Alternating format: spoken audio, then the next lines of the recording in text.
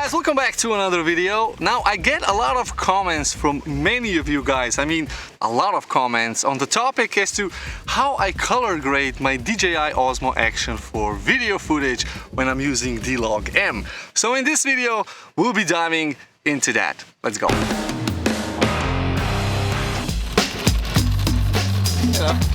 Okay, so let me first find a nice spot. Okay, there we go. So if you want to get the best possible video quality out of your DJI Osmo Action 4 and now even the DJI Avata 2, well then you have to shoot with D-Log M and 10-bit colors. Now the Avata 2 and the Osmo Action 4 have the exact same camera, which means that everything you'll be learning today for this camera can also be applied for the Avata 2 in case you have that drone. But even more so, I use the same logic on pretty much any camera color grading, even the full-frame Sony Alpha 7 IV. However, I will be dividing this video into two parts. First, I'm gonna show you the workflow in case you know all the theory behind color grading, and then at the end I'll be explaining a little bit more about color spaces and how you need to set your DaVinci Resolve. This is the software where I will be performing the color grade, and well, you have to set it up the right way in order to use the full potential of this 10-bit video footage. Now, DaVinci Resolve is a node-based video color grade editor, and I'll be performing the whole color grade with just 3 nodes. So the first node is going to be the adjustment node. This is where I adjust and correct for the exposure, bring down the highlights a little bit, maybe lift up the shadows, and correct any potential white balance errors. The second node is going to be the actual conversion from the log to linear using DJI's own conversion LUT. And I do recommend that you use the official LUT because it actually does a good job from transforming D-Log M into a Rec 709 standard looking video. And for the final touches, we need to bring back the sharpness because you want to set your Osmo Action 4's sharpness and denoising to -2. Now, speaking of settings on the DJI Osmo Action 4, there's a few things we have to set as well. Man, I should have brought my tripod. This is just a Joby Gorilla Pod and I'm always placing the camera on the ground. But anyway, now you can learn about the ideal settings on the DJI Osmo Action 4 that I use in this video over here. But in a nutshell, I'm shooting with D-Log M, I'm shooting with 10-bit, I'm shooting HEVC video codec, sharpness and noise reduction to -2, and I use auto exposure, but I limit the range for the ISO and the shutter speed. So this way I get the best possible low light quality and the best possible stabilization. Seriously guys, just watch this video, everything's explained.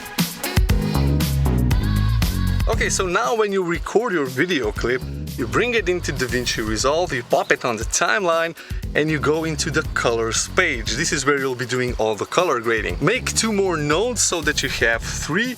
Label the first one adjustment, the second one LUT, and the third one sharpness. Hey. Now you can find the official DJI Osmo Action for LUT on the DJI website, but you can also use the link down below that will take you there and you don't have to search the whole internet. And you import that LUT in DaVinci Resolve and then you put it on the second node.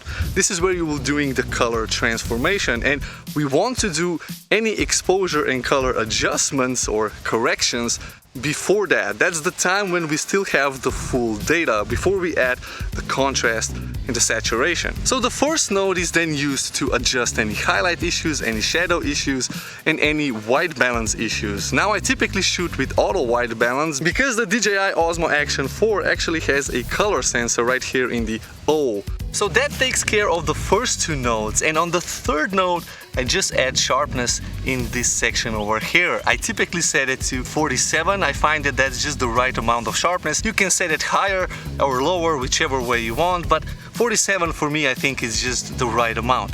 Quick sponsor break. This video is brought to you by Audio. So all the music you'll be hearing in this video comes from Audio, and now they even have elements where you can download just the instruments, the vocals, the bass, the drums, and you can mix the song to whichever way you want. So if you want to try this out, use the link down in the description and get 70% off. Oh yeah.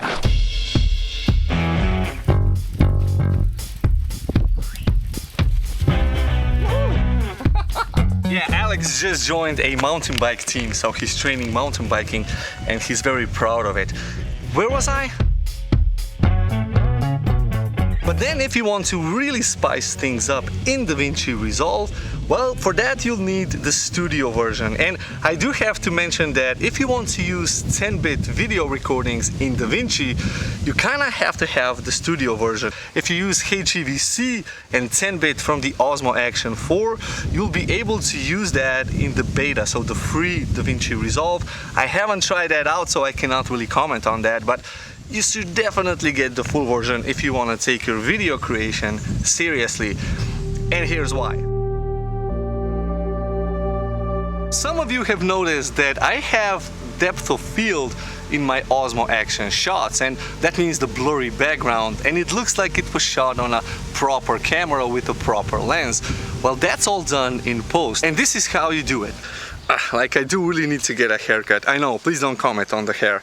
Thank you. But you add two more nodes. The first node is going to be the depth map node. This is the node which kind of makes DaVinci Resolve recognize what's in the front and what's in the back. And then the second node is going to be the lens blur node. So basically you use the depth map node to tell the blurry node which elements of the frame should be out of focus. And well, you can see here how it's done. So you use the alpha output from the depth map node and use that as a mask for the blurry node, and then just adjust the settings and well, you get a blurry background. But you do need DaVinci Resolve Studio for that to work. Okay, I think for the second part of the video we're gonna change the location. Oh yeah.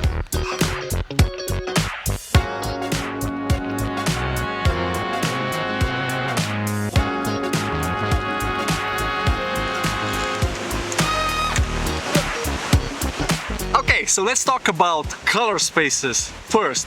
And yes, we do have a mammoth over here. Now, before you do any sort of post-production color grading and color correction, you have to set the appropriate color space in DaVinci Resolve. And there's actually two things you have to set.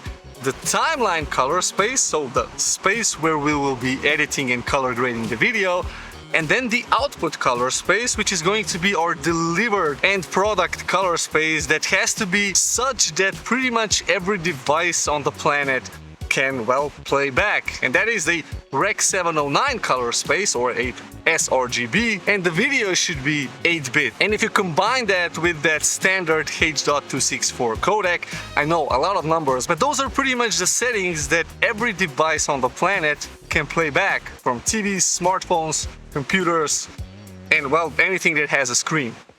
Okay, fallen chain. Done. So what is a color space? A color space is, well, the space of colors that you will be using in your video. The wider the color space, the more different nuances of colors you get. And the bit depth of the colors is the color resolution. That's actually how many individual shades of color you get. So an 8-bit video recording gives you around 16,700,000 colors, which is quite a lot, but a 10-bit video gives you over 1 billion colors. Now, it makes no sense to have so many different shades of color if the color space is too small. On the other hand, if the color space is really big, you can choose the colors anywhere you want. It's like playing in a sandbox. If you're playing in a small sandbox, you're kind of limited as to where you're going to, well, play and what you can do. But if you play in a really big sandbox, then you can play in that corner or in this corner or all over the place, because you have so much more, well, sand to choose from. And yes, in this video, sand is an analogy for color.